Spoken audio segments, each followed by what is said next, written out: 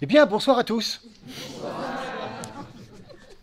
Voici notre dernier temps du thème annuel concernant les défis de l'humanité, ou bien la spiritualité à l'épreuve du quotidien. Cela fait donc 11 mois que nous observons un certain nombre de défis, un certain nombre de problèmes, et que nous cherchons la solution. Non pas une solution pratique, mais on cherche à trouver intérieurement à quoi ça correspond, et en quoi nous-mêmes nous pouvons répondre à cela. Et on s'est aperçu que, on va naturellement redétailler cela, qu'à chaque fois, ça nous concerne au plus haut point, parce que la réponse, elle est en nous, et qu'à chaque fois, nous pouvons y faire quelque chose, parce que c'est en nous que nous portons ce défi et cette problématique, et naturellement, les réponses qui peuvent aller avec. Naturellement, tout cela prend du temps. Et c'est toujours intéressant de voir que le temps individuel est très différent du temps de la société, lui-même très différent du temps de la planète Terre. Et que lorsque nous initions un certain nombre de changements dans notre quotidien, et donc ça va relativement vite, quelquefois en quelques mois ou en quelques années, on aimerait bien que aussitôt ce temps se répercute dans la société. Et on dit mais qu'est-ce qu'ils attendent? Pourquoi ça ne change pas assez vite? Et encore plus du point de vue de la planète Terre. Même si nous ne voyons pas forcément les changements, même si pour bon nombre de ces problèmes que nous allons revoir tout à l'heure, nous serons certainement morts avant qu'ils soient complètement résolus, ça n'a aucune espèce d'importance. Nous aurons ajouté quelque chose. Le monde de la conscience progresse sans arrêt et ne régresse jamais. Et c'est ça qui est important. C'est que chacun d'entre nous, nous pouvons ajouter quelque chose et faire que le monde progresse sans, de notre part, attendre quoi que ce soit. Aucune impatience. Je vous dis ça parce qu'on va le revoir tout à l'heure par rapport à un certain nombre de problèmes dans lesquels on serait en mesure de demander un peu plus de vitesse, un peu plus de rapidité dans la prise de conscience. Mais ça ne marche pas comme ça. Avant d'en venir au thème de ce soir, concernant le dernier défi, Terre en danger, fol espoir, faisons le résumé de tout ce que nous avons vu cette année, dans le but de trouver une cohérence. Les conférences souvent se succèdent comme ça mois après mois, on imagine bien et on voit bien quelquefois qu'il y a réellement quelque chose de très logique et de cohérent, mais c'est peut-être intéressant d'arriver à le faire ressortir d'une manière un peu synthétique. Ça vous permet en même temps, si vous êtes intéressé plus par tel ou tel sujet, de vous reporter éventuellement donc à la conférence en question. Nous avons donc commencé au mois de janvier donc de cette année par une conférence qui s'appelait « Qui a raison et qui a tort ?» C'était quelque chose de très important parce que c'était le premier problème, je vais vous tous les indiquer ici, parce qu'on va s'y référer tout à l'heure, c'était le problème de la vérité. Ah, ce problème de la vérité qui est un des plus importants concernant l'humanité. Qu'est-ce que la vérité et qui a raison ou qui a tort? Et nous avions vu que par rapport à cela, c'était intéressant parce que cette conférence était en sorte une introduction à la manière dont nous allions étudier tous les autres sujets.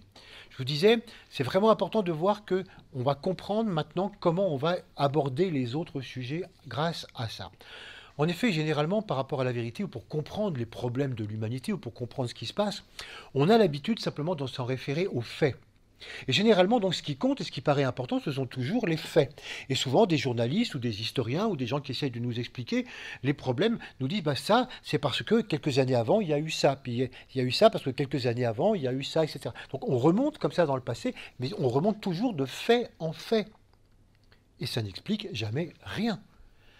En fait, ce que nous avions vu, c'est qu'il fallait imaginer quelque chose de très très important, une espèce de triangle comme ça, parce que l'hypothèse de base sur laquelle on travaille, c'est que tout ce que nous appelons des événements, des faits, des choses concrètes, ne sont que la concrétisation d'énergies subtiles.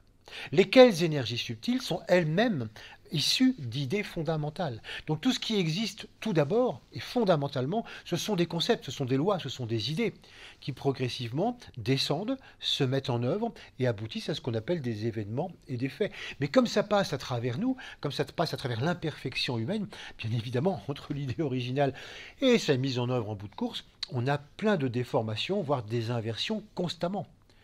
Et quand on veut essayer de comprendre quelque chose, il faut arriver finalement à remonter le long du triangle, à remonter progressivement des faits vers les énergies, des énergies vers les idéaux, et des idéaux vers les idées vers les concepts, jusqu'à ce qu'on arrive à trouver le point d'origine. Et à partir de ce moment-là, on dit « Ah, mais c'est de là d'où ça vient !» Voilà pourquoi cette année, nous avons vu beaucoup de rayons, parce que ce sont des énergies, les qualités de rayons. Et qu'à partir de là, on dit « Mais si c'est cette telle énergie qui est en cause dans telle problématique, alors il faut qu'on s'imprègne, nous, humains, un peu plus consciemment de cette énergie et qu'on la fasse à nouveau passer vers le bas et qu'on la matérialise à nouveau. Mais cette fois-ci avec un minimum de déformation. Et si possible, pas du tout de déformation. Bon, là, on ne peut pas exagérer. Voilà le travail.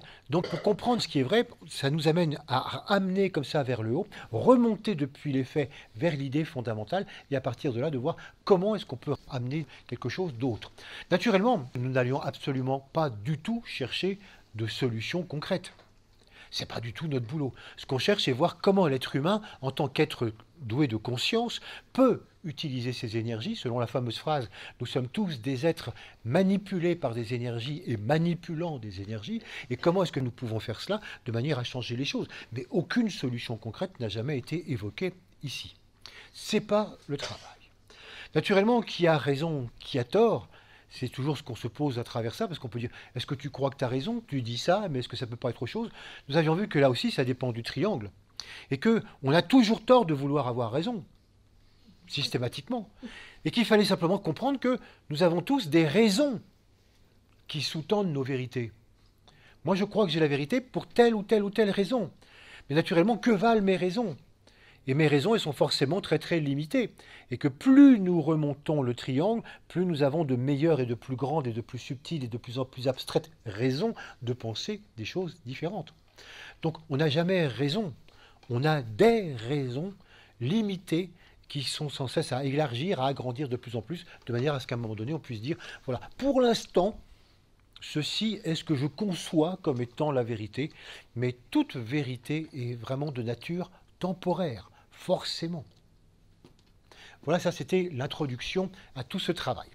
Ensuite, nous avons attaqué le deuxième problème, tout à fait d'actualité, le problème des frontières, avec la conférence « Le monde a-t-il un cœur ?» Le problème des frontières, c'est vraiment le problème dont on pourrait dire, bah oui, c'est vrai que c'est un petit peu malheureux quand même ces frontières, tous les problèmes des migrants, des immigrés, tous ces gens qu'on laisse à leur porte, qu'on refuse, ou qu'on reçoit, mais tellement mal, alors qu'il y a tellement de richesses chez nous, il y a tellement de pauvreté par ailleurs, mais on ne peut pas non plus tout ouvrir, on ne peut pas non plus, enfin, c'est quand même difficile. Et puis on a l'impression que ça dépend surtout des États, ça ne dépend pas spécialement de nous.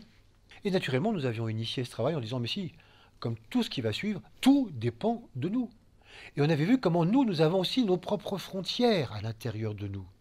Oh, non pas des frontières géographiques. C'est vrai qu'on aime bien nos frontières, mon chez-moi, mon jardin, on a bien nos barrières, on a bien nos limites, etc. Non, non, mais c'est nos frontières intérieures. C'est toujours au niveau intérieur que ça se passe. En effet, les frontières, c'est vraiment la capacité d'être tranquille. C'est d'avoir un précaré dans lequel on est tranquille et dans lequel on a réussi à trouver une certaine harmonie. C'est pour ça qu'on avait étudié d'ailleurs le rayon 4 à ce moment-là. Cette harmonie fondamentale dans laquelle on est bien et dont on n'aime pas être dérangé. On n'aime pas que d'autres nous dérangent. Finalement, qui nous dérange? Qui nous est étranger?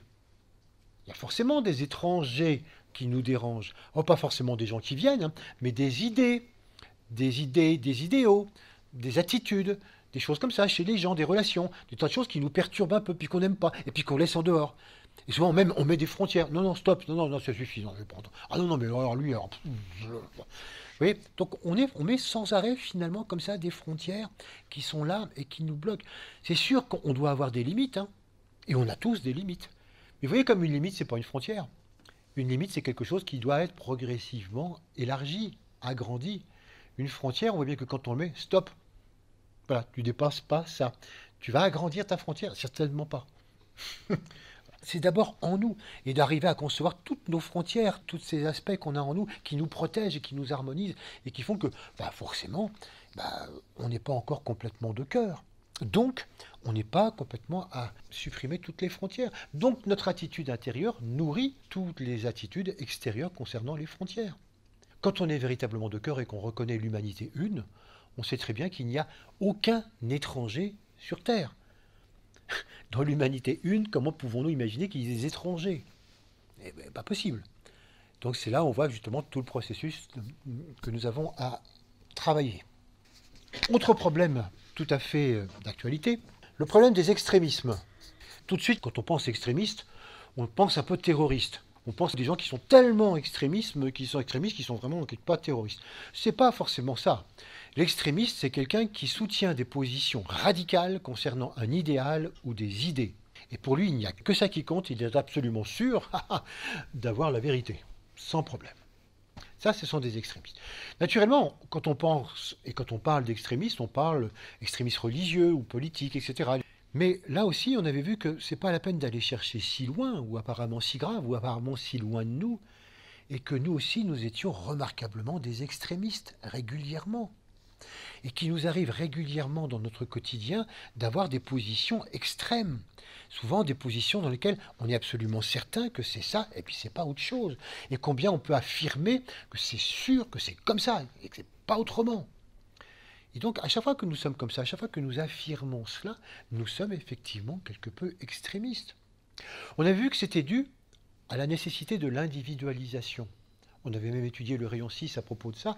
On a vu qu'effectivement, à chaque fois que l'humain a besoin de s'individualiser, a besoin de s'affirmer, a besoin d'exister dans son moi, surtout quand on grandit en âge, à un moment donné, on va tous devenir des extrémistes, même si après on met un peu, comme on dit, de l'eau dans son vin, parce qu'à un moment donné, on a besoin, face aux autres, de s'exprimer, de s'extérioriser, dire c'est comme ça, et c'est pas autrement, et je prends telle position, et pas telle autre. Et que très très régulièrement, nous aussi, nous sommes des extrémistes. Naturellement, encourageant par là même, n'oublions pas que tout communique sur les plans subtils, encourageant par là même tous ceux qui vont beaucoup plus loin dans les extrémismes. Mais nous participons de cela. Vous voyez, ce qui est intéressant, on le voit à travers ces deux problèmes, c'est qu'apparemment, tous les problèmes qui sont extérieurs, ou toutes les solutions qui vont apparaître, ça vient de nous. Parce que nous sommes tous branchés sur les mêmes réseaux intérieurs. Et que ce que nous pensons, ce que nous vivons, ce que nous refusons, ce que nous acceptons, ça forme des égrégores, ça forme des ensembles qui nourrissent tout ce qui se passe dans le monde, en positif ou en négatif.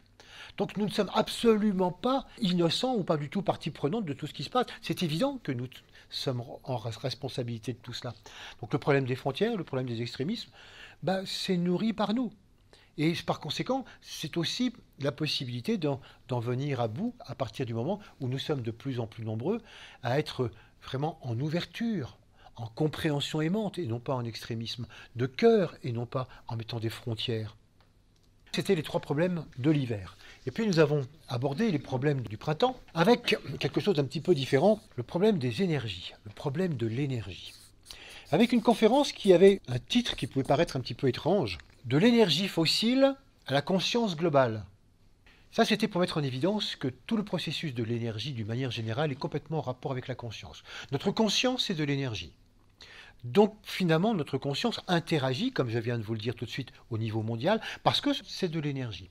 Et que la conscience, lorsqu'elle se manifeste de plus en plus, donne ce que nous, on appelle des énergies. Or, nous avions fait le point justement sur la crise de l'énergie telle qu'elle se présente à nous en ce moment. On avait vu que pour l'instant, nous utilisions ce qu'on appelle des énergies fossiles, le charbon, le pétrole, qui sont donc les décompositions des forêts du Carbonifère. Et que par conséquent, on utilise ça et on brûle cela.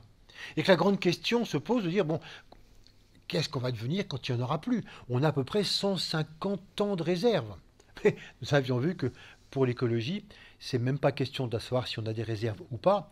Il faudrait immédiatement arrêter et le plus tôt possible. Stop à cela. Donc on ne va même pas brûler les réserves, il faut les laisser dans le sol. Sinon, ça change tellement le climat, ça bouleverse tellement tout qu'on ne va pas s'en sortir vivant. On va en reparler tout à l'heure. Mais ce qui est intéressant, c'est de voir que là aussi, c'est une analogie avec ce que nous vivons. En effet, le rayon 6, c'était l'ère des poissons. Ça fait 2000 ans. C'était l'ère de l'individualisme. C'était l'ère pendant laquelle l'humanité se l'est jouée complètement individuelle, égoïste, particulière. Ok. Maintenant, nous entrons dans l'ère du Verseau, qui est l'ère du groupe, l'ère de l'ensemble, de la coopération. L'histoire du charbon et du pétrole, ça va occuper 300 ans maximum de l'histoire de l'humanité. Juste dans le passage entre la fin du rayon 6 et le début du rayon 7. C'est comme si finalement on disait, eh bien c'est le symbole de notre conscience qui en finit avec les énergies fossiles. Et finalement ce stop aux énergies fossiles qu'on dit maintenant par rapport à la santé planétaire, c'est aussi de dire stop à cette conscience fossile. Actuellement, à conscience fossile, énergie fossile. Actuellement, nous sommes toujours à brûler ces énergies fossiles parce qu'on a toujours du mal à se sortir de l'individualisme, de l'égocentrisme humain. Et c'est pour ça que c'est intéressant de voir que c'est le même combat. En finir avec ces énergies fossiles, c'est en finir aussi avec ce processus de l'individualisme et passer à autre chose. Oui, mais quoi? Nous avions vu que nous sommes en train de passer à l'ère du cœur, à l'ère de la globalité, à l'ère d'ensemble, à l'ère du groupe, et que l'ère du Verseau sera cela. Et que naturellement, chaque fois qu'on change d'état de conscience, on change d'énergie. Et que lorsqu'on va passer vraiment aux énergies du cœur, on va découvrir ce qu'on appelle les énergies libres, les énergies fondamentales, les énergies de l'éther. Pour l'instant, on ne sait pas du tout encore les utiliser, mais ça peut venir d'une minute à l'autre, pratiquement, parce que les scientifiques sont sur la piste de ça. Mais ça n'est possible que lorsque l'humanité sera progressivement de plus en plus passée au niveau du cœur. Donc pour l'instant, on est, encore une fois, sur une piste momentanée. Il faudrait arrêter les énergies fossiles, et puis on va les remplacer pour des énergies un petit peu anciennes, le solaire, l'éolien. C'est certainement pas des énergies d'avenir, ce sont des énergies de passage, pour faire le passage entre l'ancien et le résolument nouveau. Mais nous en sommes là. Et c'est intéressant de voir que finalement, le monde des énergies, comment nous utilisons les énergies, comment nous découvrons les énergies, c'est le symbole pour nous de l'évolution de la conscience de l'être humain. Et puis, autre problème typique, encore une fois, remis encore en plus au goût du jour avec les Panamas, les Paradise Papers, hein, tous les paradis fiscaux qu'on a vus, c'était la conférence Avoir ou être. Le problème capital. Donc vous voyez, dans les deux sens, c'est le problème capital et c'est le problème du capital. Bon. Eh oui, avoir ou être. Naturellement, vu comme ça, on pourrait dire, oh bah être, bien sûr, pas avoir. Mais nous avons vu que ce n'était pas si simple, parce que nous sommes une âme, être, dans un corps physique, avoir. Et notre âme a un corps physique. Et donc l'avoir, ce n'est pas quelque chose de mauvais, c'est quelque chose qu'il faut simplement apprendre à gérer, à voir qu'est-ce qu'on peut en faire. En fait, le problème, ça vient du fait que nous sommes dans une civilisation dans laquelle nous avons fait tout reposer sur l'avoir, et très peu sur l'être. À tel point que, comme nous l'avions vu, si dans cette société, le message qu'entendent tous les enfants, c'est que si t'as rien, t'es rien. Si t'as tout, t'es quelqu'un. Donc c'est très clair, le message il est comme ça. Et pourtant, ce que nous devons nous apprendre, c'est qu'un sage, c'est quelqu'un qui n'a rien et qui est tout. Ah, et qu'il faudrait peut-être aller dans ce sens-là. Mais est-ce qu'il faut renoncer à tout avoir? Certainement pas. Simplement, il va falloir renoncer progressivement au tout avoir, à donner un sens de la vie par l'avoir, mais simplement passer au monde de l'être. Et plus nous passons dans l'être véritable que nous sommes, comment gérer les biens de l'humanité, comment gérer les biens de la planète au bénéfice de tous, et non pas au bénéfice personnel. Donc comment, en tant qu'être, on change justement notre façon d'être et comment on utilise l'avoir justement pour servir l'ensemble. D'ailleurs, nous avions vu que ça ne concernait pas que les gens riches ou les gens qui possèdent, hein, parce qu'on avait vu que finalement, cette notion de capital, elle existait à tous les niveaux, y compris au niveau relationnel, au niveau affectif, et que nous tous, dans notre quotidien, nous n'arrêtions pas de faire des placements. On place notre confiance dans telle relation, dans tel amour, dans tel affectif, etc. On n'arrête pas de faire des investissements. On investit dans telle relation, on investit dans tel boulot, on investit dans telle chose. Tiens, je suis copain avec lui. Et alors, nous attendons tous des retours sur investissement. Et souvent, on avait vu que même dans le couple, on attend des retours sur investissement. Et tout ce que j'ai fait pour toi, je pourrais quand même avoir des retours sur investissement. Bref, je ne vous refais pas la conférence, mais nous avions vu qu'à tous les niveaux, finalement, nous aussi, on se comportait de cette manière-là, donc entre l'être et l'avoir, et qu'on avait certains placements dont nous attendions des retours. Le tout, donc, c'est de ne pas négliger l'avoir, mais de le remettre à sa juste place. Donc, être ou avoir. Et maintenant qu'on avait de l'énergie, un capital, comment est-ce qu'on peut gérer le monde? Donc le problème de la gestion du monde. Avec une conférence dont l'intitulé c'était « Du libre-échange à la juste répartition ». En effet, ce que nous avons vu, c'est que dans la nature, la gestion, elle est automatique. La gestion, elle est complètement bâtie sur le modèle du corps éthérique universel. Ça veut dire qu'il n'y a pas de stockage, il n'y a pas de calcul, il y a des échanges, des inter-échanges constants. Il n'y a pas du tout de gens qui accaparent au détriment d'autres. Tout est fait pour que chacun puisse être nourri, chacun puisse avoir le minimum vital ou le maximum vital d'ailleurs, et dans le meilleur des mondes. Donc dans la nature, au niveau minéral, végétal, animal, ça circule d'une manière extraordinaire. Chacun est complètement nourri, chacun a sa juste part, sans que personne ne stocke au détriment des autres. Ce qui n'est pas le cas au niveau humain. Quand on parle de libre-échange, on avait étudié que le problème, c'est que libre-échange, oui, dans l'humanité, on a une certaine façon de le voir, le libre-échange. Effectivement, les plus riches sont pour le libre-échange, parce que ça va toujours dans le même sens. Ils accaparent de plus en plus, ils peuvent effectivement mettre en coupe réglée de plus en plus les pays pauvres. Donc le libre-échange, il n'est pas vraiment réversible, il ne circule pas dans les deux sens. On avait vu que le problème de ce mot, le libre-échange, c'est qu'il y a le mot libre et qu'on n'est pas libre. Parce qu'on est complètement dépendant de notre corps émotionnel, de nos envies, de nos désirs, de nos peurs. Et qu'à partir de là, il n'y a pas vraiment de libre-échange. Plus tard, oui, on finira par avoir un libre-échange. On finira par avoir une libre circulation, exactement comme le modèle de la nature. À partir du moment où on sera un petit peu moins peur. Mais regardez, comme nous-mêmes, dans nos relations, souvent, on n'a pas de libre-échange les uns avec les autres. Parce qu'on calcule. Est-ce que je vais dire ceci ou pas? Si je lui dis, qu'est-ce qu'il va me dire? Mais je vais quand même pas lui dire. Ou alors je lui dirai plus tard. Donc on calcule quels sont nos intérêts dans nos relations, quelles sont nos peurs, comment on va dire les choses. Donc c'est très rare. On avait vu même quand on est fou amoureux avec quelqu'un, qu'on d'un seul coup on est très étonné parce que on se dit tout, sans aucun calcul, sans avoir tout. Ça dure pas. Et c'est là qu'on découvre que si le libre-échange total, il est difficile à deux, alors vous imaginez sur la planète. Donc on a vraiment un sacré boulot de travail, de cœur à faire pour pouvoir avancer là aussi de ce côté-là. Pour que tout le monde des énergies, le monde du capital, puisse pouvoir être géré comme ça, ensemble, d'une manière libre. C'est pour ça que quand on a attaqué l'été, on a mis l'accent là-dessus avec le mot éducation. Donc la conférence s'appelait « Du plus petit bonheur commun à la réalisation collective ». Comment est-ce qu'on pouvait passer d'abord de cette éducation? Et comment cette éducation, elle était tellement actuellement reliée au passé.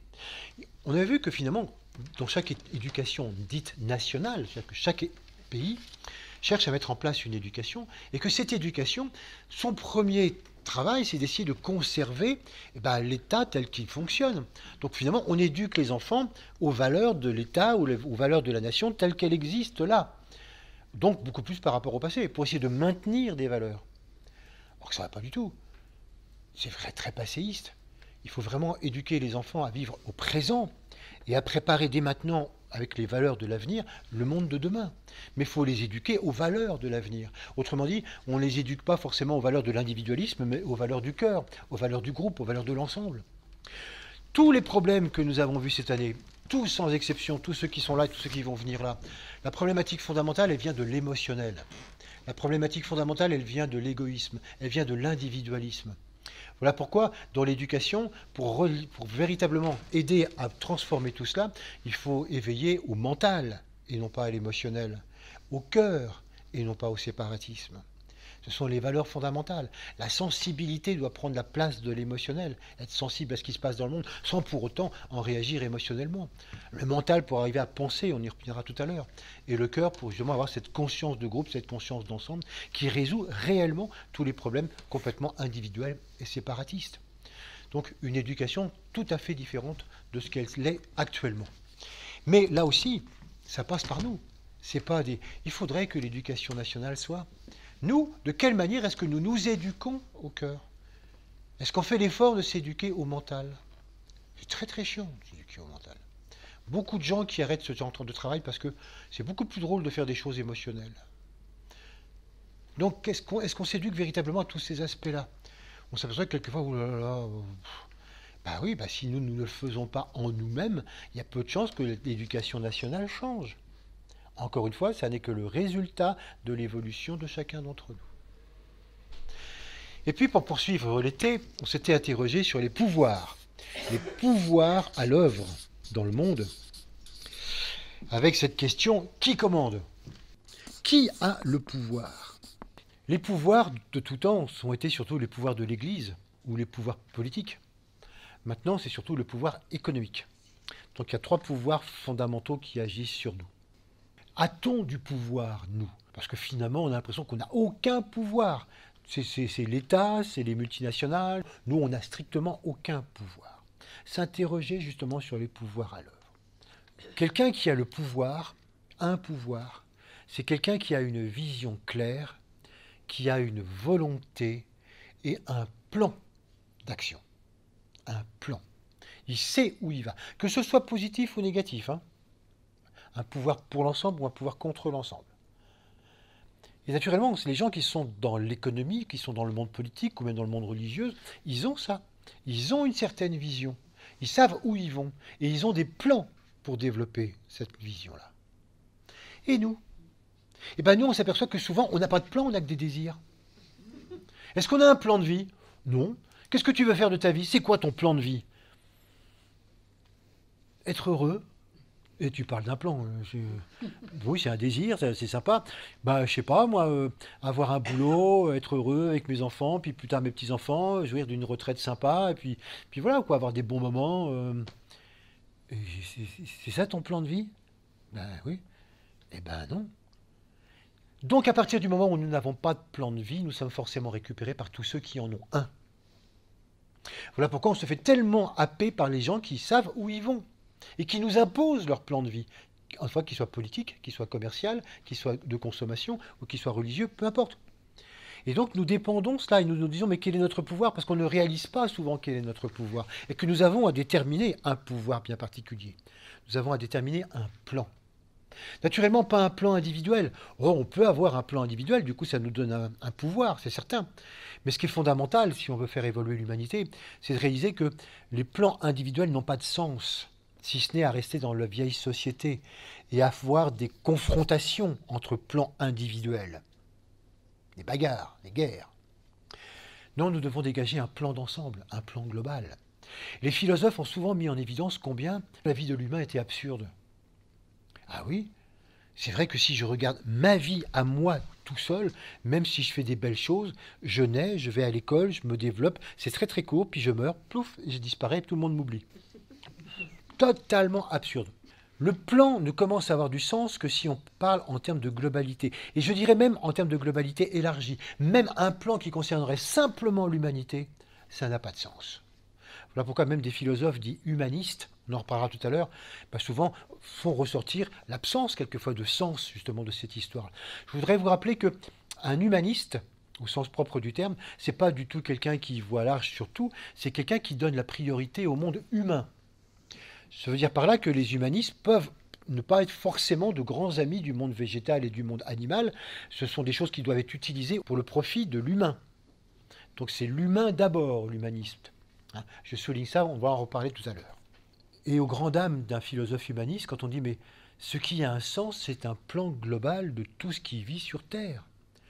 L'humanité, elle prend tout son sens si on regarde tout ce qu'elle a à faire avec les minéraux, les végétaux, les animaux, les esprits de la nature. Quand on regarde tout cela et qu'on regarde ce fantastique équipage de ce vaisseau planétaire, la Terre, là, ça prend complètement un sens. Et on peut en voir des traces partout, à tous les niveaux. Et là, finalement, c'est quelque chose qui fait qu'on avance et qu'on peut percevoir le sens que peut avoir l'humanité. Et donc, avoir un plan d'ensemble, c'est cela. Et quand on commence à avoir ce plan d'ensemble, alors ça nous donne un pouvoir fantastique, parce qu'on colle à ce qui doit être. On colle véritablement justement à ce plan tel qu'il est mis en œuvre par la planète Terre tout entière, et puis l'humanité depuis des millions d'années. Donc nous avons véritablement progressivement retrouvé ce pouvoir entre nous, ce pouvoir d'ensemble, en affirmant que nous ne sommes pas là par hasard, ça n'est pas absurde, il y a un plan global. Et on y va.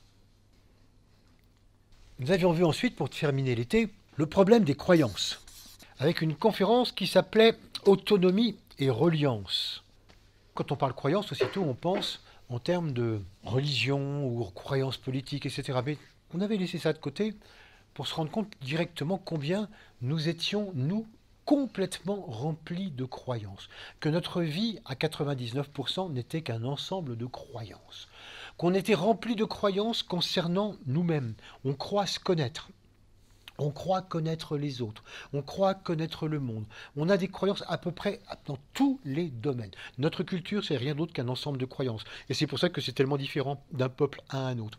Nous avons simplement une habitude de fonctionner comme ça. Et après tout, on s'habitue, on croit, et puis c'est très bien, puis on est confortable dans nos croyances. On dit oui, et alors, où est le problème ? Le problème, c'est qu'on s'installe bien dans nos croyances. Nous en avions profité pour étudier justement le corps émotionnel. Rayon 2, qui s'installe tellement confortablement dans ses croyances qu'il est bien dedans puis qu'il n'a pas envie du tout d'avancer, ou bien le corps émotionnel 6, qui par loyauté reste complètement dans ses croyances et qui n'en bouge pas non plus. Prisonnier bien au chaud dans nos croyances, c'est pas comme ça qu'on allait avancer dans l'humanité, et qu'il fallait progressivement laisser les croyances pour aller vers plus de vérité. remonter. Les croyances se situent quelque part en bas du triangle et qu'il s'agissait un petit peu de remonter, sortir de l'émotionnel pour arriver à remonter. Finalement, pourquoi est-ce qu'on parlait d'autonomie et de reliance? C'est que quand on est dans les croyances, nous sommes sans arrêt en dépendance complète de tout ce qui nous entoure, de ce que les gens ont dit, de ce qu'on écrit, de ce qu'il y a à la télévision, de ce qu'on a à la radio, des films, des bouquins, etc. Donc on croit ou on ne croit pas. À partir de là, quelle autonomie nous avons par rapport à la pensée? D'où l'intérêt de développer une véritable autonomie de pensée, apprendre à penser par soi-même, la définition même de la philosophie, et le but de la méditation. On pourrait dire, mais tout a déjà été pensé par des grands plus grands que nous. Qu'est-ce que nous, on pourrait ajouter? Évidemment, quand on dit penser par soi-même, ça ne veut pas dire qu'on va inventer quelque chose de nouveau, une pensée subitement entièrement nouvelle, qui n'a jamais été pensée par qui que ce soit. Non, non, c'est pas ça du tout. On a vu que l'intérêt justement d'apprendre à penser par soi-même, c'est d'arriver à valider par l'intérieur une pensée que nous avons appris par l'extérieur. Quelque chose que nous avons lu, que nous avons entendu, qu'on peut dire oui, oui, c'est intéressant. Quand je suis comme ça, c'est une croyance. À partir du moment où je médite dessus, je pénètre complètement dans la raison d'être, dans le fondement de cela, et que je dis mais effectivement, et c'est ça, et que je découvre et que je vis ce que c'est vraiment à l'origine, vers la pointe du triangle, alors je dis c'est une vérité. Parce que je l'ai vérifié, parce que je l'ai vécu. Et ça cesse d'être une croyance. Et là, j'apprends à penser par moi-même. On avait pris l'exemple de l'amour. L'amour, c'est le mot le plus répandu. Qu'est-ce qu'on pourrait écrire et qu'est-ce qu'on pourrait penser de nouveau sur l'amour? Si en méditation, à un moment donné, je réussis à devenir un peu plus l'unité, j'entre dans cette unité de vie, je viens de penser quelque chose de nouveau sur l'amour. Ça ne va pas être facile à décrire aux autres, parce que pour moi-même, c'est plus une impression, c'est un peu ineffable, mais c'est vraiment quelque chose que je vis et qui est un apport réel à l'ensemble. Peut-être qu'un jour, je pourrais en dire quelque chose et pouvoir écrire quelque chose dessus. Mais c'est ça, la pensée nouvelle, et c'est ça qui nous sort de la croyance pour arriver justement dans une forme d'autonomie de pensée. Et puis, on a abordé l'automne avec le problème des justes relations. Et là, nous avons vu que les relations, elles étaient la plupart du temps, au point de départ, fondées sur la relation parent-enfant. On a tous commencé comme ça. Et la relation parent-enfant, elle est complètement fondée sur la peur. Les enfants sont justement des peureux. La peur, elle est complètement fondée sur l'incompréhension du monde, sur le manque de vision globale, et finalement, le fait que les parents vont représenter tout. Et donc, c'est pas tant de l'affectif que finalement, c'est qu'on compte sur les parents pour nous rassurer, pour nous donner un sens et pour nous emmener dans la vie. C'est fort à un tel point qu'on va continuer ensuite, pendant toute notre vie, à faire perdurer une relation parent-enfant. Les relations dans notre société sont toutes construites sur ce schéma. Et qu'on a des constructions qu'on pourrait appeler hiérarchiques, pyramidales. On a toujours au-dessus de nous quelqu'un qu'on considère comme un supérieur, qui est un supérieur, qui est un supérieur, qui est un supérieur, qui est un supérieur. Et donc toutes nos relations, qu'elles soient sociales, qu'elles soient professionnelles, qu'elles soient à tous les niveaux, on a toujours un processus comme ça hiérarchique. Nous, on est toujours le parent de quelqu'un, on est toujours l'enfant de quelqu'un. Même quelquefois, vous avez beau avoir 60 ans, quelquefois même votre père ou votre mère vous considère encore comme un gamin, quelquefois. C'est-à-dire que le système pyramidal hiérarchique, il est toujours là. Parfois, bien sûr, on s'en plaint, puis à d'autres moments, on trouve ça pas mal. C'est quelque part rassurant. C'est pas ça des justes relations. Les justes relations, elles ne se construisent pas sur la peur, sur ces relations pyramidales hiérarchiques, mais sur la confiance. Et on avait pris comme exemple ce qui est en train de révolutionner un peu le monde de l'entreprise, c'est l'exemple des entreprises libérées. Le monde de l'entreprise dans lequel les directeurs disent à partir de maintenant, on fonctionne tous ensemble, les uns avec les autres, on supprime toute hiérarchie. Et attention, pas des petites entreprises de quelques dizaines de personnes, de centaines de personnes, voire de milliers de personnes et qui fonctionnent très très bien. On avait pris les exemples, je ne sais pas si vous êtes allé voir depuis les vidéos de Frédéric Laloux, donc sur Internet, qui explique ça vraiment très très bien. Et c'est vraiment passionnant de voir que ça fonctionne et qu'il y a des entreprises dans lesquelles on fonctionne sur la confiance. On arrête de mettre en place ce système pyramidal hiérarchique qui faisait qu'on avait tellement peur que l'ouvrier, il nous trompe, il ne fasse pas toutes ses heures, qu'il nous pique du matériel, etc. Après, on dit non, non. Dans ces entreprises, le mot-clé, c'est l'homme est bon. Il n'est pas voleur, il fait son boulot, il est responsable, et ça marche. C'est juste un exemple, mais c'est pour vous montrer que là où on pourrait croire qu'on n'arrivera jamais à une entreprise non hiérarchique, Ben oui, on peut y arriver. Ça veut dire que partout dans l'humanité, on peut véritablement arriver à avoir d'autres relations, des justes relations basées sur la confiance et non pas sur la peur comme on le fait maintenant. Et puis on a vu que ça fonctionnait et que ça devait fonctionner aussi au niveau international avec un nouvel internationalisme. Deux choses dans ce nouvel internationalisme. D'abord, nous avons vu ce que c'était qu'une nation. Et qu'une nation, c'est avant tout un groupement de qualités. On a vu qu'une nation, fondamentalement, ça a des rayons d'âme, ça a des rayons de personnalité, ça a des signes astrologiques, etc. Et que chaque nation est finalement un ensemble qui cherche à développer certaines qualités fondamentales, les faire émerger de manière à faire en profiter l'ensemble. Et qu'un des buts que nous ayons à faire chacun d'entre nous, quand on appartient ou quand on se reconnaît à un moment donné par rapport à telle ou telle nation, même si on n'y est pas né, c'est de faire émerger ces qualités, de manière à ce que ces qualités, progressivement, on puisse les offrir à la globalité. Et qu'à un moment donné, on puisse imaginer un concert des nations, dans lequel chaque nation, comme un instrument de l'orchestre, eh bien, joue sa propre partition et sert les autres. Et puis nous avions vu un deuxième élément qu'on avait appelé le transnationalisme, qui fait que, au-delà justement des relations entre les nations, qui vont devenir comme ça, eh bien l'extraordinaire action qui se développe de plus en plus maintenant au niveau des humains, quelle que soit leur nation. C'est par exemple maintenant parce qu'il y a des organisations ou des associations ou bien des ONG qui font qu'on s'occupe comme ça de la santé, on s'occupe de la faim dans le monde, on s'occupe des écoles partout en Afrique, on va s'occuper d'écologie. Ce ne sont pas des relations entre États, c'est des relations transversales. Ce sont des humains de tous les pays qui, à un moment donné, eh bien, s'associent de près ou de loin, ou simplement en pensée, et qui agissent ensemble par rapport à certains de ces problèmes, comme la faim dans le monde, comme l'éducation ou comme l'écologie. Ça, c'est vraiment quelque chose de très important, et c'était les deux aspects des justes relations qui se mettent en place. D'abord, construire des nations qui ont à échanger, et ensuite, ces relations transversales. Et c'est sur justement ces relations transversales que nous allons continuer par le sujet d'aujourd'hui.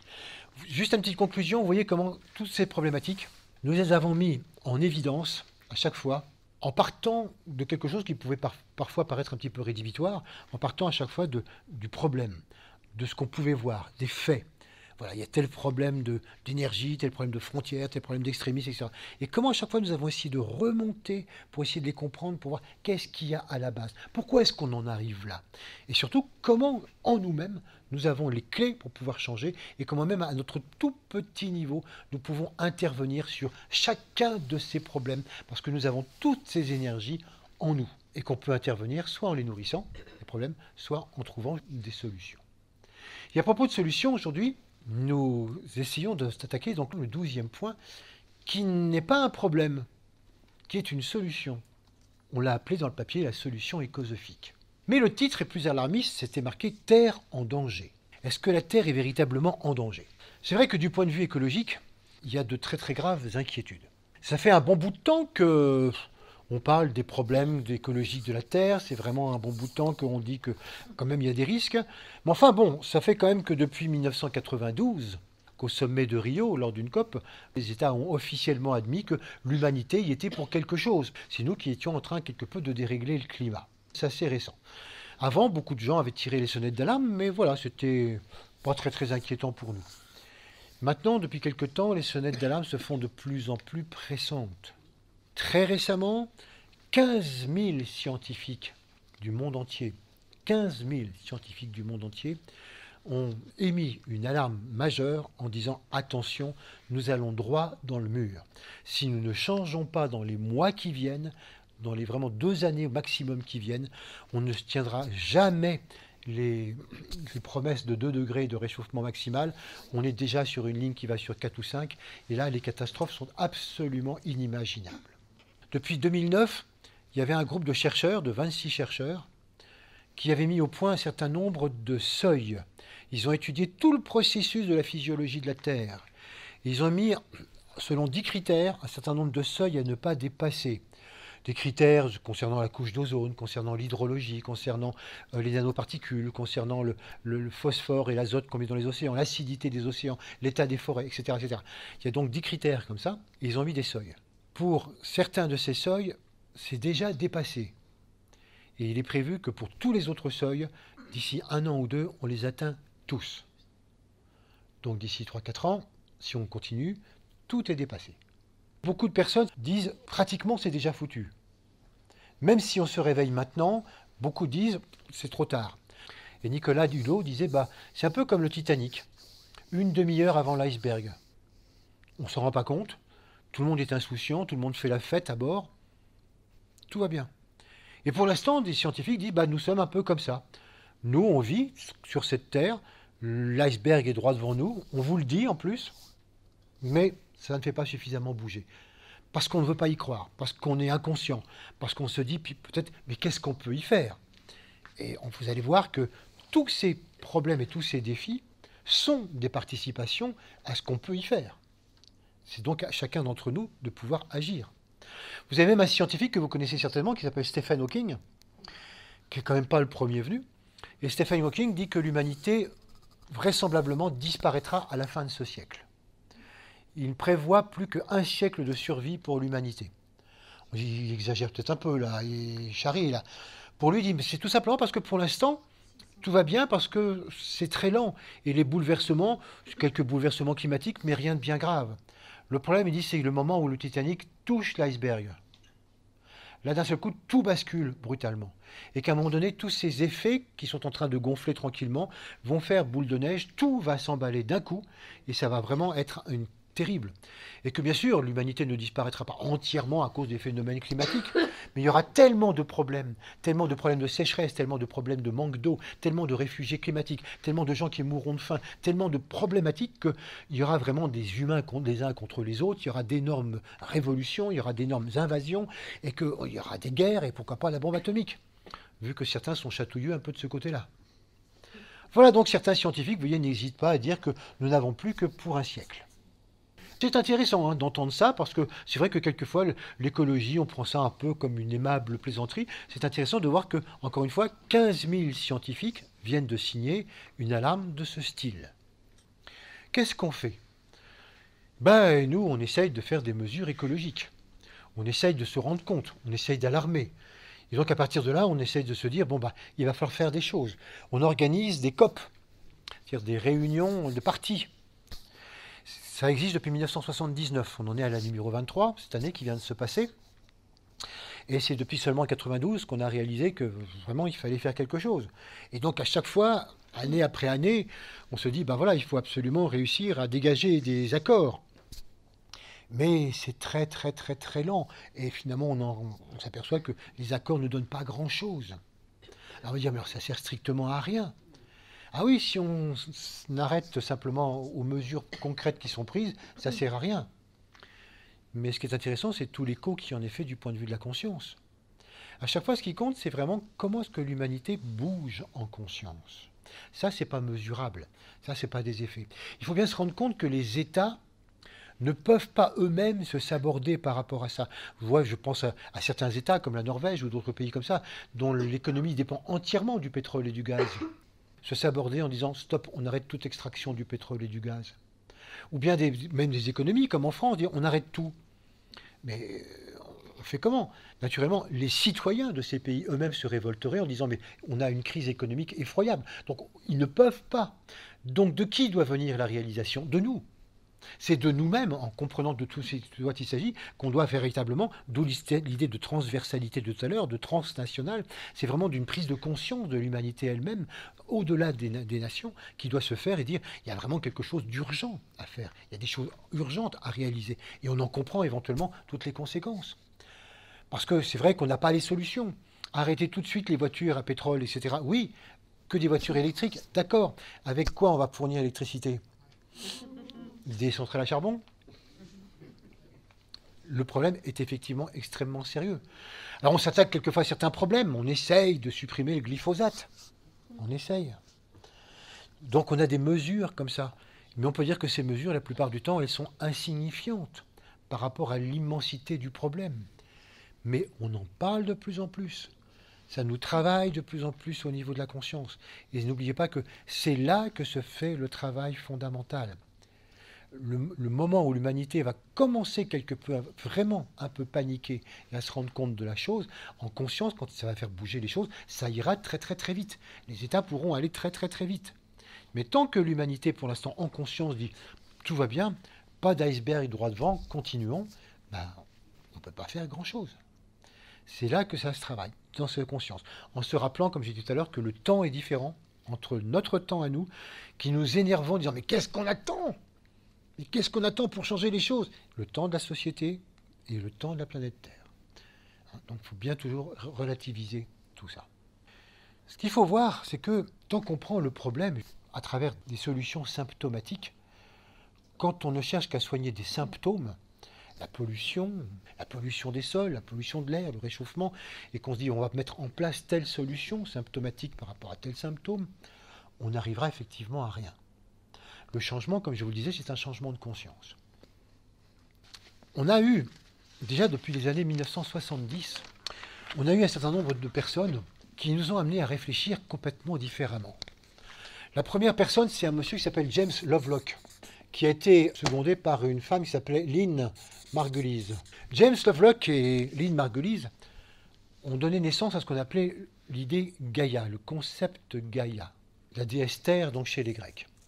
Et ça, c'est vraiment quelque chose de très intéressant. Ils ont commencé par dire, mais il faut arrêter de considérer la Terre comme étant une espèce de caillou perdu dans l'espace, comme quelque chose de mort. Il faut arriver à se rendre compte que c'est un organisme vivant. On s'aperçoit combien c'est un organisme physiologiquement régulateur.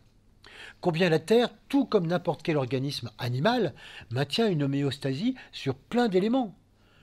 C'est très difficile à comprendre pourquoi l'acidité des océans, la salinité des océans, la pression atmosphérique, la composition atmosphérique, tout cela est remarquablement régulé, permettant à la vie de pouvoir se développer sur des millions d'années. Et donc ces gens-là se sont aperçus qu'il fallait peut-être arriver à considérer la Terre comme un organisme vivant, régulateur, et qu'il fallait en tenir compte de cette manière-là. Et par conséquent, il ne fallait surtout pas commencer à avoir des relations symptomatiques, à avoir des solutions sur tel ou tel plan, mais considérer les choses d'une manière beaucoup plus globale, d'une manière organique. Et c'est vrai que cette idée Gaïa, elle a fait son chemin pendant un certain temps, mais bon, pas plus que ça.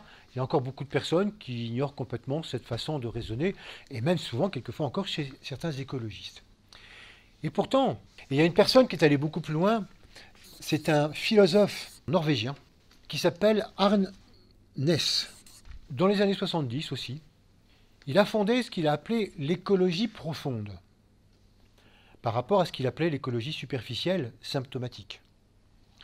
Et l'écologie profonde, c'est qu'il reprenait un petit peu cette hypothèse Gaïa en allant un petit peu plus loin, en disant, mais non seulement la planète Terre est vraiment un être vivant, c'est vraiment un organisme vivant, mais en même temps, il faut absolument reconnaître à chaque espèce vivant sur Terre, à chaque organisme de vie vivant sur Terre, il faut lui reconnaître une spécificité, une valeur intrinsèque. Nous devons reconnaître une valeur de vie à tout ce qui vit sur Terre.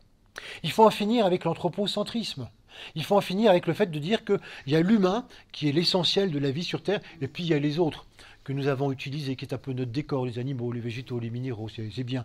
Il faut arriver à reconnaître que nous sommes tous à égalité sur cette Terre. Je ne vous dis pas combien les philosophes humanistes lui sont tombés sur le paletot. À égalité, vous rigolez. L'humain, oui, et les autres à la disposition de l'humain. Certes, il faut peut-être un petit peu, pas abuser dans l'utilisation que nous en faisons, mais certainement pas un processus comme ça de reconnaissance de chaque vie. C'est vrai que Arne Næss va carrément à dire que la vie est une sur Terre et qu'il faut arriver à traiter le problème de l'écologie en tant que vie une. Voilà pourquoi il a mis un certain nombre de points, il a 8 points qu'il a appelés l'écosophie. Et dans cette écosophie, il faut en finir justement avec ce qu'on appelle l'environnement. Qu'on n'arrête pas de dire l'homme doit soigner son environnement. Est-ce que vous voyez le côté séparatiste de la chose? Il y a l'homme et son environnement. Il faut faire attention à l'environnement. Il dit, mais c'est insupportable. L'homme fait partie de l'environnement. L'homme fait partie de la nature. Nous ne sommes pas séparés. Qui sommes-nous pour nous croire séparés comme ça de la nature et traiter les problèmes différenciés? Il faut qu'on arrive finalement à voir la chose en entier. Et que cette planète Terre, non seulement est un organisme sensible, en entier et que tout ce qui vit dessus a égalité. C'est comme si finalement nous sommes tous les organes de cet organisme, ou nous sommes tous des cellules de cet organisme fantastique, et qu'il faut considérer le fonctionnement de cet organisme, et qu'il faut arriver à le respecter, et qu'il faut arriver vraiment à le voir comme étant l'être fondamental. Hardness. À la suite de tout cela, à la suite de l'hypothèse Gaïa, à la suite de ce qu'on a appelé l'écosophie, alors éco, vous savez, comme écologie, éco en grec c'est la maison, donc c'est la planète Terre, et sophie c'est la sagesse. Donc l'écosophie c'est la sagesse de la Terre.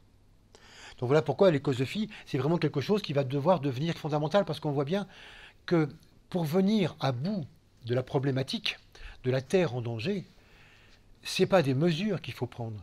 C'est une philosophie nouvelle. L'être humain doit complètement changer sa philosophie, doit complètement changer sa façon de se considérer sur cette terre. Il doit complètement se décentrer, arriver à percevoir l'ensemble.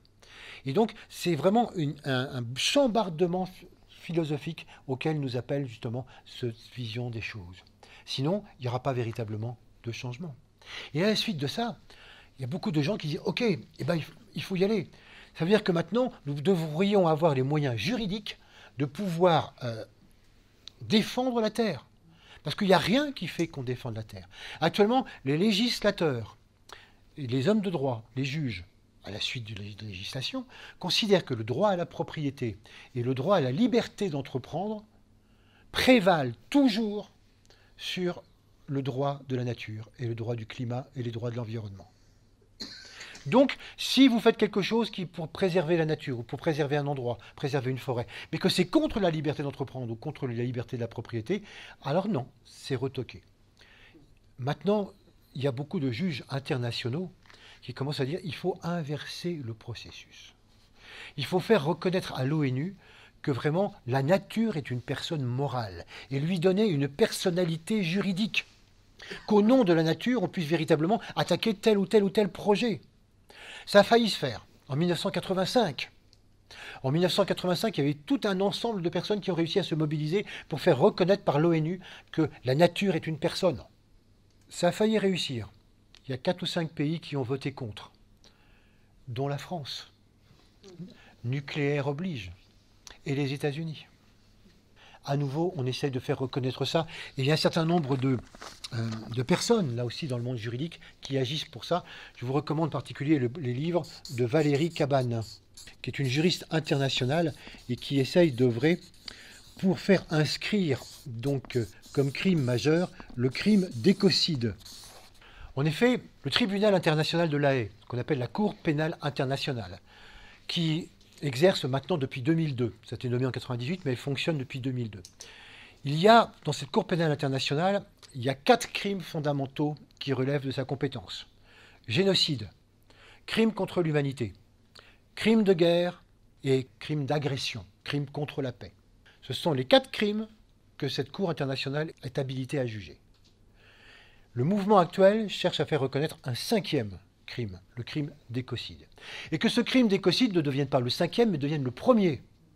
Parce que finalement, à quoi sert de se battre contre le génocide, les crimes contre l'humanité, etc., si même la Terre n'existe plus? Il faut donc arriver à reconnaître que c'est le crime premier, le crime fondateur de tout, et que l'humanité doit arriver à se rendre compte qu'on doit complètement bouleverser toute notre législation. Tout le droit international doit se bouleverser pour mettre en premier lieu le droit de vie de toutes les espèces sur Terre. C'est ça qui doit maintenant primer. On doit complètement faire que le système Terre, le système énergétique Terre, doit véritablement devenir une personne qui a vraiment une personnalité juridique et qu'on puisse attaquer pour la défendre. Eh bien, c'est en bonne voie. Ça fait partie des choses à soutenir intérieurement. Donc, elle a écrit un livre qui s'appelle « Un nouveau droit pour la Terre » et qui évoque justement tous ces manquements, toutes les problématiques qu'il peut y avoir du point de vue écologique et puis la nécessité d'arriver à cela. Elle parle également dans son livre de ce qui est en train de se faire, car les peuples premiers, qu'on appelle aussi les peuples autochtones, sont en train aussi de beaucoup bouger. Et de nous faire réaliser qu'on est en train, nous, avec nos bêtises, de complètement bousiller tout leur système. Et donc il y a des peuples premiers qui disent mais ça c'est notre forêt, c'est notre vie, tel fleuve mais c'est notre fleuve, telle montagne c'est notre montagne, bref, il y a des tas de lieux comme ça, et ils réussissent progressivement à faire bouger le droit et à faire que tel ou tel endroit devienne une personne juridique. Il y a des peuples en Nouvelle-Zélande qui ont réussi à ce qu'une rivière devienne une personne juridique, et c'est eux qui ont charge de la défendre. On a au moins une quinzaine d'exemples comme ça partout dans le monde où un peuple défend une forêt, une rivière, une montagne, un territoire, en disant c'est pas que ce territoire nous appartient, c'est pas que cette rivière est à nous, nous sommes la rivière, nous sommes le territoire. Il y a un travail véritablement, vous voyez, d'identification. Et donc, si vous attaquez ça, ça nous attaque nous. Vous voyez un petit peu l'idée qui consiste à se dire, mais on prend conscience de plus en plus que la nature est une personne. Il faut véritablement maintenant en prendre conscience et arriver à prendre des mesures de manière à ce que tout ça puisse changer. Et nous, qu'est-ce qu'on peut faire dans tout ça? Naturellement, c'est un travail de conscience. C'est un travail de conscience qui nous attend et qui est véritablement très important. Nous savons que la Terre, par cette conscience d'ensemble que nous n'avons cessé de développer, la Terre est effectivement ce système global. Nous savons que la Terre, c'est vraiment quelque chose que nous avons à défendre, que nous avons justement ce processus à mettre en évidence. Il y a des peuples premiers qui se sont réunis à Brasilia et qui ont signé un texte concernant ce qu'ils appellent l'Alliance des défenseurs de la Terre-Mère. L'Alliance des défenseurs de la Terre-Mère. Ils ont dit, la Terre, c'est notre mère à tous. Nous avons vraiment la vie, s'il n'y a plus de terre, il n'y a plus d'humanité, ça ne sert plus à rien. Et que nous devons réellement complètement défendre cela. Dans cet état de conscience. Non pas parce qu'on est écolo, mais tout simplement parce qu'on est un terrien. Tout simplement. Mais on peut aller encore un peu plus loin. À peu près tous les gens qui sont en rapport avec l'écosophie, défendent justement ce processus de la terre-mère. Nous, il faut qu'on défende le processus de la terre-père. La terre est à la fois notre mère, elle nous donne les formes, nous vivons à l'intérieur de ces formes, mais elle est aussi le père, elle est à la fois l'esprit. Ça, c'est quelque chose que nous allons voir sans arrêt l'année prochaine à propos d'astrologie, mais que nous pouvons voir un petit peu dès maintenant, à savoir que chaque planète est en réalité le corps physique d'une entité fondamentale. Là encore, il faut qu'on se décentre. On a eu l'habitude de considérer que la nature, c'est ce qui est en dessous de nous, c'est l'environnement. Ah, c'est vrai, on fait partie de la nature. Oh, suis-je bête. Donc, c'est aussi l'humain, la nature et tout ce qu'il y a. Et pourquoi ça s'arrêterait à nous? Pourquoi est-ce qu'on serait le sommet de la pyramide? Quand on va beaucoup plus loin, on s'aperçoit que les planètes sont un règne de la nature. C'est le 6e règne de la nature. Et on sait maintenant, par la découverte des exoplanètes, qu'il y a des milliards de planètes partout dans l'univers. Les étoiles représentent un règne de la nature, c'est le 7e règne de la nature. Et qu'après ça va, je ne sais pas où, peut-être les galaxies, etc. Bref, la nature est tellement beaucoup plus vaste, comme si on avait l'outrecuidance de dire « Ah non, non, la nature, ça s'arrête à nous. » N'importe quoi. Et par conséquent, dès qu'il y a forme dans l'univers, il y a forcément une conscience en rapport avec cette forme. La planète Terre, encore une fois, ce n'est pas simplement un organisme qui serait vaguement vivant, régulateur, etc. C'est un être. C'est un être fondamental, c'est une âme fondamentale, c'est une conscience fondamentale. On pourrait dire que donc il y a ces deux aspects qui nous vont reconnaître. Il y a l'aspect mère, effectivement, nous avons la vie physique dans cette conscience, mais nous avons également donc le but fondamental. La terre, c'est ce qui donne le sens à la vie terrestre. Vous savez, quand Jésus sur terre, il priait et qu'il disait « Je suis venu pour faire la volonté du Père ». Je dois en référer au Père. De qui est-ce qu'il parlait? Eh bien, de la terre, de l'esprit de la terre. Pas d'un Dieu lointain, mystérieux, qui serait dans l'univers, que je vois pas pourquoi il s'occuperait de nous. Bon. Non, non, très précisément, de l'entité qui nous a en charge. Et cette entité, c'est justement ce qu'on appelle le logos planétaire. Ça veut dire que l'âme de la planète. Et ça, c'est passionnant d'arriver à voir que finalement, c'est quelque chose que nous pouvons connecter, que nous pouvons contacter. Qu'est-ce qui donne un sens à notre vie sur Terre? C'est cette entité, qui elle-même n'est qu'un aspect d'une entité beaucoup plus prodigieuse, qui est l'âme qui habite le Soleil. Là, on va encore beaucoup plus loin. Mais c'est en dehors de notre portée. On est incapable de connecter ça. Vous me direz, parce qu'on est capable de connecter le logos planétaire. Tout seul, non. Tout seul, non. Tous les écrits ésotériques nous disent que seul, même en étant un très très bon méditant, on est tellement loin de cette entité qu'on ne peut pas la connecter. En groupe, oui. D'où l'insistance que l'on met à travailler sur la méditation de groupe. Non pas qu'il faut se réunir, hein, on peut méditer parfaitement tout seul chez soi, mais savoir qu'on médite en tant que groupe de méditants. qu'à chaque fois on réalise notre unité de méditants. Et qu'en tant que groupe, alors oui, il y a moyen progressivement d'approcher et de découvrir c'est quoi ce plan. Ce fameux plan qu'on évoquait tout à l'heure, le plan de la Terre. Quand on disait il y a un plan d'ensemble, il y a un plan global sur cette Terre. Et c'est ça que nous devons découvrir. C'est finalement découvrir qu'il y a ces deux aspects. Nous connaissons l'aspect mère de la Terre, découvrons de plus en plus l'aspect père, ce qui donne un sens fondamental à l'humanité, ce qui est finalement la source de toutes les religions sur Terre depuis qu'elles ont existé. C'est l'émanation fondamentale du sens de l'humanité, des animaux, des végétaux, des minéraux et de tout ce qui est. Nous sommes effectivement les cellules, nous sommes les organismes de cette gigantesque conscience. Voilà le travail que nous avons à faire. Et voilà ce qui transcende complètement, même encore une fois, l'écosophie. Vous voyez, l'écosophie, c'est simplement cette capacité à trouver que c'est une mère. Eh bien, là, c'est d'arriver à aller beaucoup plus loin, de se réaliser que la Terre, c'est aussi l'être fondamental dans lequel nous avons la vie, la conscience et l'être. Nous avons ces trois éléments complètement au sein de cette gigantesque conscience. Alors, on pourrait dire, bah alors, si on réussit à mettre tout ça en place, on va éviter les catastrophes. Peut-être ben que oui, peut-être ben que non. J'en sais rien. Pas forcément. Peut-être que c'est trop tard. Peut-être qu'effectivement, même maintenant, en imaginant qu'on change complètement, qu'on ait une philosophie complètement différente, on est déjà tellement lancé dans le mur qu'on va y arriver. D'autant plus que c'est plus compliqué que ça. On ne le dit pas, mais il y a d'autres paramètres. Il y a d'autres paramètres qu'on ne dit pas trop parce que ça risquerait de démobiliser les gens qui veulent vraiment faire des choses du point de vue de l'écologie. C'est qu'il y a aussi des périodes inhérentes à la Terre et au Soleil. Par exemple, l'ère de réchauffement que l'on a maintenant ressemble comme deux gouttes d'eau à une ère qu'on a eue autour de l'an 1000, qui était aussi une période très très chaude.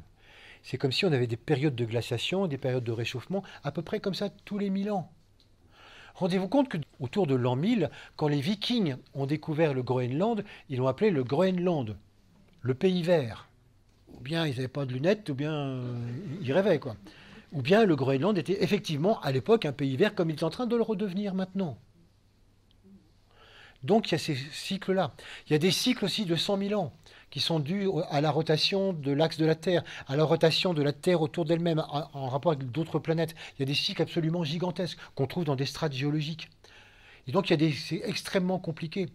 Et par conséquent, l'histoire de la Terre recèle effectivement bien des surprises parce que c'est tout sauf quelque chose qui est égal. On passe par des cycles de réchauffement, des cycles de refroidissement. N'oublions pas qu'on a eu sur Terre des glaciers qui allaient jusqu'à Lyon, et puis voilà, puis maintenant ils n'y sont plus. Donc on a vraiment des cycles dont il faut tenir compte. Donc peut-être que ça recèle énormément de surprises. Peut-être que finalement l'activité humaine est simplement quelque chose qui aggrave ou qui accélère. Mais peut-être que ce n'est pas forcément même la cause fondamentale. On n'en sait rien. Et ben alors, c'est décourageant, alors ça ne sert à rien Si, ça sert. Bien sûr que ça sert. La Terre est un être vivant. Par conséquent, comme tout être vivant, et comme tout être de conscience, la Terre évolue. Même si pour nous, la Terre, on pourrait presque imaginer, vous voyez, entre guillemets, que ça pourrait être une espèce de Dieu, c'est-à-dire d'être de conscience immense. C'est néanmoins une conscience qui évolue comme toutes les consciences de l'univers. Aucune conscience n'est stable. Chacun apprend. Et donc la Terre évolue. Et elle évolue grâce aussi à l'action de tout ce qui vit sur elle. C'est par l'évolution des humains, des animaux, des végétaux, des minéraux, que tout évolue. Et donc à chaque fois que nous évoluons, nous faisons aussi évoluer la Terre. Et chaque fois que la Terre évolue, ça se voit sur son corps physique. Comme nous. Nous, chaque fois qu'on évolue, chaque fois qu'on a un problème, chaque fois qu'on coince, ou chaque fois qu'on vit quelque chose, ça se voit sur notre corps physique, ça bouge. Par conséquent, il faut s'attendre à ce que sur la Terre, il y ait énormément de changements suite à ces évolutions de conscience. Regardez, la Terre a déjà changé souvent d'axe. Le pôle Nord n'a pas toujours été le pôle Nord, et puis il y a souvent eu des basculements complets. Les espèces se sont déjà éteintes 5 fois. Il y a 5 grandes extinction d'espèces végétales et animales. Et à chaque fois, on s'en est remis. Ça bouge sans arrêt. Donc il faut arriver à se rendre compte que finalement, toute évolution de conscience de cet organisme fabuleux avec lequel nous évoluons ensemble, eh bien, amène forcément des impacts sur le corps physique. Obligatoirement, rien n'est stable. Intéressons-nous simplement au mot climat. Pour nous maintenant, qu'est-ce que ça veut dire le climat? Maintenant, c'est la météo. Mais fondamentalement, le climat, ça ne voulait pas dire ça. Le climat, c'est une ambiance. On parlait justement du climat d'une région, c'était pas du tout le temps qu'il y faisait, c'était l'ambiance qu'il y avait. D'ailleurs, on l'utilise encore beaucoup en parlant du climat social, du climat politique, du climat de ceci, du climat cela. On l'utilise vraiment dans son vrai sens. Eh bien, si on l'utilise dans son vrai sens, il faut arriver à se rendre compte combien le climat change, mais à tous les niveaux. Alors bien sûr, les scientifiques vont vous dire, c'est évident que le climat change, mais le problème, c'est pas qu'il change, il a toujours changé sur Terre, mais c'est qu'il change très vite. Ah oui, mais jamais le climat de l'humanité n'a changé aussi vite. Jamais on n'a changé de conscience aussi rapidement. Regardez combien dans les temps anciens, la conscience était quasiment la même pendant des centaines et des milliers d'années. On bougeait très lentement. Le climat social, c'était très lent. Regardez la vitesse maintenant. Il y a un siècle, on était en pleine guerre de 1914-1918. Vous voyez le bouleversement. Vous voyez le climat, comment le climat social, le climat psychologique, le climat scientifique, le climat technologique, le climat international, tous ces climats changent. Et le climat météo ne changerait pas. Mais au nom de quoi? Au nom de quel séparatisme? Il est évident que si tous les climats de ce qui vit sur Terre changent très vite, comme ça n'a jamais changé aussi vite, il est normal que le climat change encore beaucoup plus vite. Ça va de soi, ça va avec. Tout ça, c'est relié. Alors on dit, il y a de fortes chances donc qu'on aille effectivement vers des catastrophes. Oui, bien sûr, mais alors l'intérêt? Mais l'intérêt, c'est qu'on aura développé tout ça. L'intérêt, c'est qu'effectivement, nous, humanité, si on est un petit peu moins centré sur nos vérités, et qu'on se dit, il est grand temps que, quand on voit souvent le climat d'égoïsme sur Terre, il est grand temps de changer de climat, à tous les niveaux.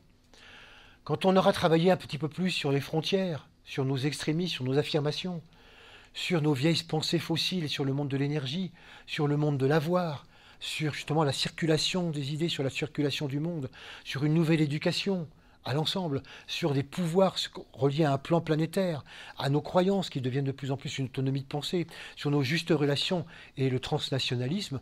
Si nous travaillons tout ça, nous serons parfaitement prêts à accueillir dans les meilleures conditions tous les bouleversements qu'il pourrait y avoir. C'est vrai que tous ces bouleversements pourraient amener beaucoup de changements. Et alors, on pourrait accueillir ça d'une manière complètement nouvelle. Alors qu'actuellement, c'est vrai qu'on le vivrait très mal si ça se passait demain. Mais si nous changeons et si nous faisons toute cette transformation de conscience, alors oui, les choses seront véritablement extrêmement évolutives pour tous. Alors est-ce que la Terre est vraiment en danger? Ben non. La Terre elle-même, elle n'est pas en danger. Elle ne craint rien, la Terre. Je vous disais tout à l'heure, il y a eu tellement d'extinctions, de changements, etc. Les continents ont été tellement bouleversés. Les continents n'étaient pas comme ceci avant. Plus tard, ils ne seront pas comme ça non plus. La Terre elle-même n'est pas en danger. Ce qui est en danger, c'est la Terre administrée par l'humain. Ah oui, la Terre telle qu'elle est pensée actuellement par l'humanité, la Terre telle qu'elle est organisée actuellement par l'humanité, et que l'humanité crève de trouille que ça change. Ah oui, celle-là, elle est très en danger. Cette Terre-là, organisée de cette manière-là, oui, elle est en danger, et tant mieux.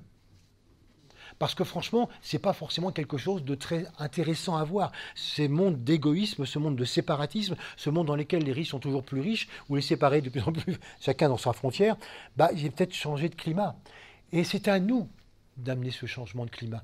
Mais vous voyez, il ne faut pas prendre finalement le bouleversement terrestre qui pourrait arriver comme une catastrophe, encore moins comme une punition parce qu'on aurait péché ou je ne sais pas quoi, mais simplement comme le résultat de notre bon travail à tous. Dans la mesure où chacun d'entre nous, nous changeons le climat intérieur dans toutes ces problématiques fondamentales, alors c'est toute l'histoire de la planète qui change. Et naturellement, les ajustements du point de vue du climat, des continents, etc., c'est simplement donc quelque chose qui est la phase finale, la phase matérielle, la base du triangle. Mais parce que nous aurons tous bien travaillé. Voilà. Ce qui est intéressant, vous voyez, c'est de se dire que finalement c'est très chouette. Parce que le destin de la Terre, notre destin est entre nos mains. C'est à nous. Et ce n'est pas quelque chose de fataliste. Ce n'est pas quelque chose, vous voyez, c'est des cataclysmes qui viennent du ciel ou on n'est pas où. Tout ça, c'est une histoire dont nous faisons partie. Nous faisons complètement partie de cette histoire. Et quand on médite, on dit souvent qu'on ne médite pas pour nous-mêmes. Exact. On médite par rapport à l'ensemble. On médite pour faire progresser l'ensemble. Et qu'à chaque fois que nous-mêmes nous pénétrons un peu plus vers la pointe du triangle, eh bien forcément, nous répondons à un moment donné à l'un ou l'autre de ces problèmes, à l'un ou l'autre de ces défis. Et tous ces défis, ils s'affichent finalement à la fin comme quelque chose qui est une solution écosophique. Une solution à laquelle nous participons tous, finalement créer un nouveau monde, tous ensemble. Et bien je vous propose de méditer là-dessus.